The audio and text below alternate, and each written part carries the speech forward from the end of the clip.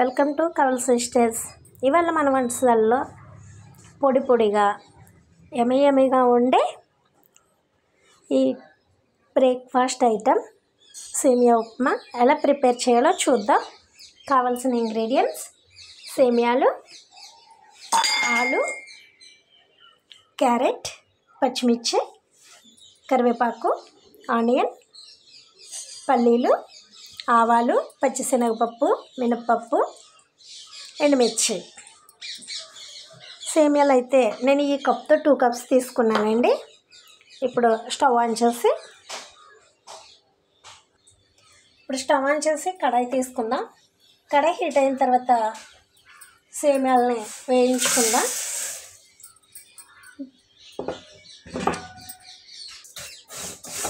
సేమియాలు లో ఫ్లేమ్లో పెట్టి వేయించాలి, లేకపోతే మాడిపోతాయి.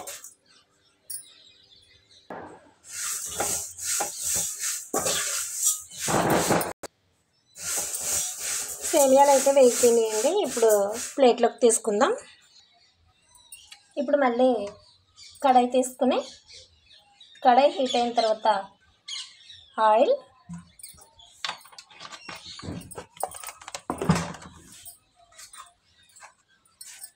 హీట్ అయిన తర్వాత పల్లీలు వేసుకుందాం. ఇప్పుడు కట్ చేసి పెట్టుకున్న క్యారెట్, పల్లీలు కొద్దిగా వేగిన తర్వాత కట్ చేసి పెట్టుకున్న క్యారెట్,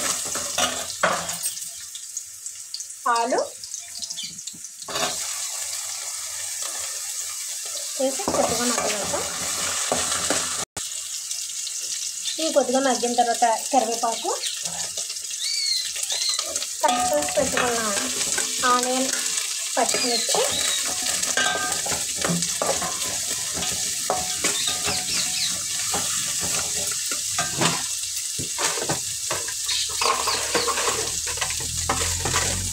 సాల్ట్,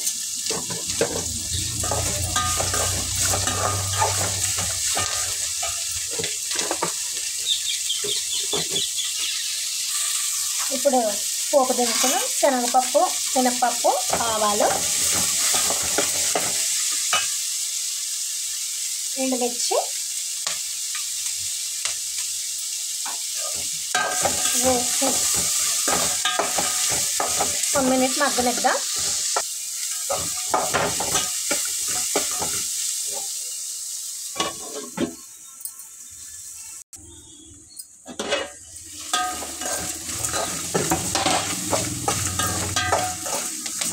ఇప్పుడు ఇవి మగ్గిపోయినాయండి. ఇప్పుడు వాటర్ పోసుకుందాం.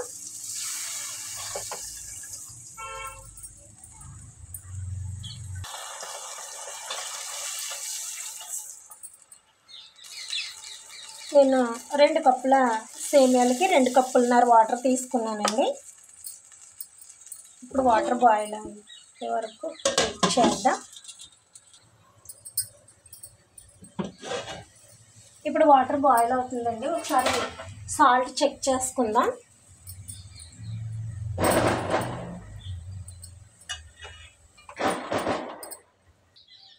అయితే సాల్ట్ సరిపోలేదు, కొద్దిగా వేస్తున్నాను.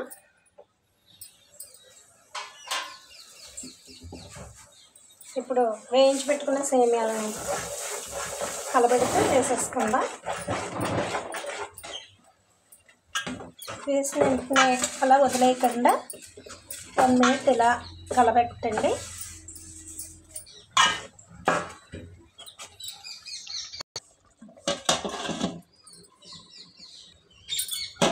మధ్యలో ఒకసారి కలుపుతూ ఉండండి,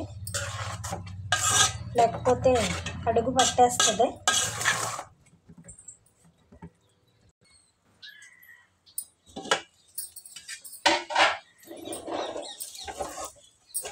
ఉప్మా అయితే రెడీ అయిపోయిందండి. ఇప్పుడు సర్వింగ్ ప్లేట్లోకి తీసుకుందాం. ఉప్మా అయితే రెడీ అయిపోయిందండి. ఇది పొడి పొడిలాడుతూనే ఉంది, ముద్దగా లేదు. కప్పుకి కప్పు-పావు, 1 కప్పు పోసి 1/2 కప్పు వాటర్ పోయాలి.